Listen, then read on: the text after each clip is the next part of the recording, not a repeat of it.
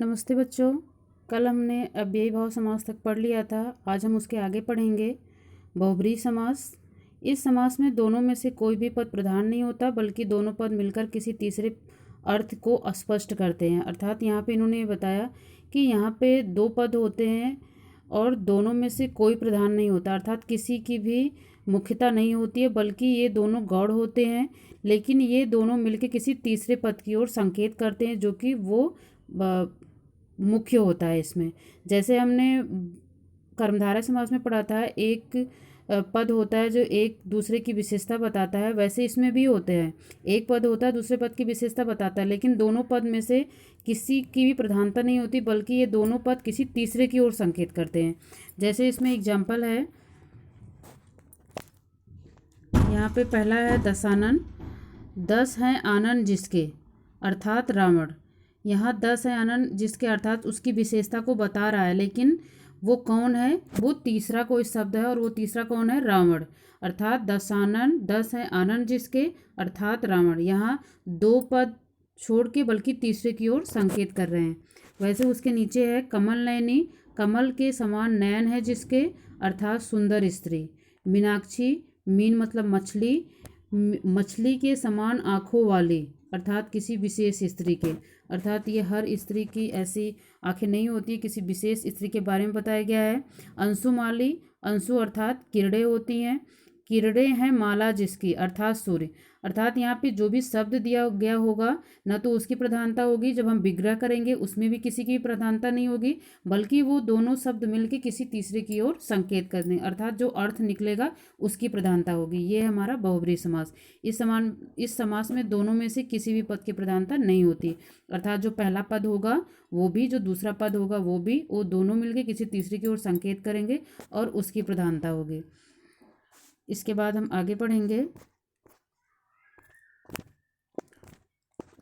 आगे है, ये इसी का एग्जाम्पल दिया हुआ है। इसके बाद इन्होंने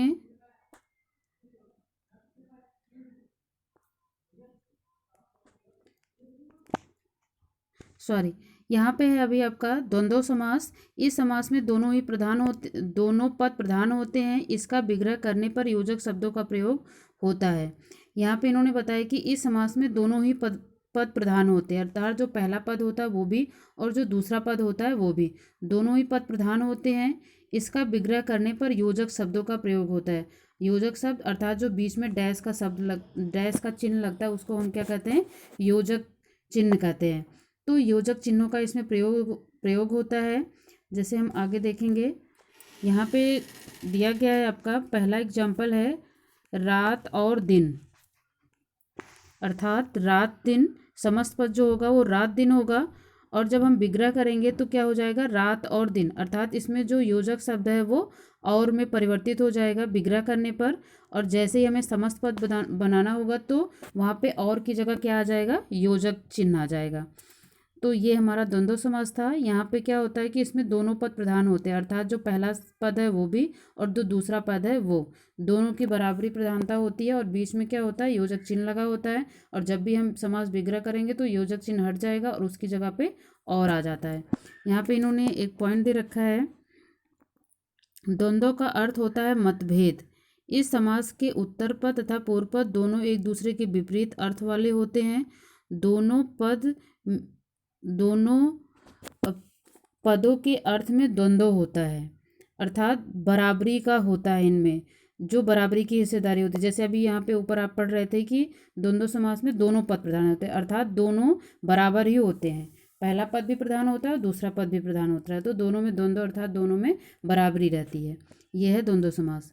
कर्मधारय और बहुब्रीहि समास में अंतर। कर्मधारय समास के दोनों पद में उपमेय उपमान अथवा विशेषण विशेष का संबंध होता है, जबकि बहुब्रीहि समास के दोनों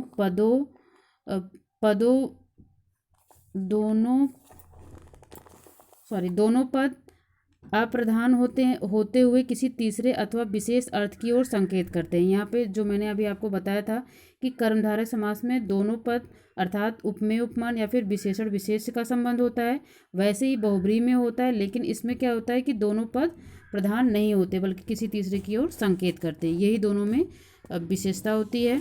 और इसके बाद यहाँ पे इन्होंने अंतर में बताया जैसे यहाँ पे महात्मा, महान क्या है, विशेषण है, और आत्मा जो है वो विशेष है, अर्थात उसकी विशेषता बताई जा रही है, कर्मधारय समास है। और जो दूसरा एग्जाम्पल है चरण कमल, चरण यहाँ पे क्या है, उपमेय है, और कमल जो है वो उपमान है। तो यहाँ पे जो भी इसका विग्रह होता है, इसी के विग्रह करने के तरीके से ही पता लगाया जा सकता है कि ये बहुब्रीहि समास है या फिर कर्मधारय समास है। जैसे यहाँ पे पहला जो एग्जाम्पल है उसमें है महान है जो आत्मा, अर्थात ये कर्मधारय समास है। कमल के समान चरण, अर्थात विष्णु या फिर कृष्ण के लिए बोला गया है या रामचंद्र जी के लिए बोला गया है। तो यहाँ पे जो इसका विग्रह किया जाता है उसी से पता चल जाता है कि ये कर्मधारय समास है या फिर बहुब्रीहि। महान है जो आत्मा, ये आपका कर्मधारय होगा। कमल के समान चरण, तो ये क्या हो गया आपका बहुब्रीहि समास। उपमेय अर्थात प्रस्तुत यानी जिसके विषय में वर्णन किया जा रहा है।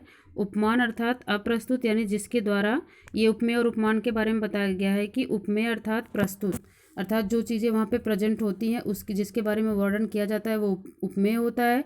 उपमान अर्थात जिसकी उपमा हम देते हैं, अर्थात जो चीज़ें वहाँ पे प्रस्तुत नहीं होती है वो क्या होता है, उपमान। यहाँ पे महात्मा, महान है आत्मा जिसके, अर्थात ये अप्रस्तुत है। महान है आत्मा जिसकी, अर्थात प्रस्तुत। उपमेय के विषय में महात्मा गांधी, बहुब्रीहि समास। चरण कमल, कमल के समान चरण जिसके, अर्थात श्री कृष्ण या फिर विष्णु, जिसके बारे में हम किसी के बारे में भी बोल सकते हैं। ये बहुब्रीहि समास का एग्जाम्पल दिया है, वही जो अभी ऊपर दिखा रहे थे कि इनके विग्रह से ही इनके बारे में पता चल जाता है कि ये बहुब्रीहि समास है या फिर कर्मधारय समास, क्योंकि दोनों समास एक जैसे ही होते हैं। ये आपका पूरा समास था, 6 समास थे। इसके बाद आपकी वर्कशीट दी जा रही है, इसको आपके क्वेश्चन आंसर आपको करना है। इसके बाद जो बुक वर्क होगा वो आपको कल दिया जाएगा। आज के लिए इतना ही, धन्यवाद।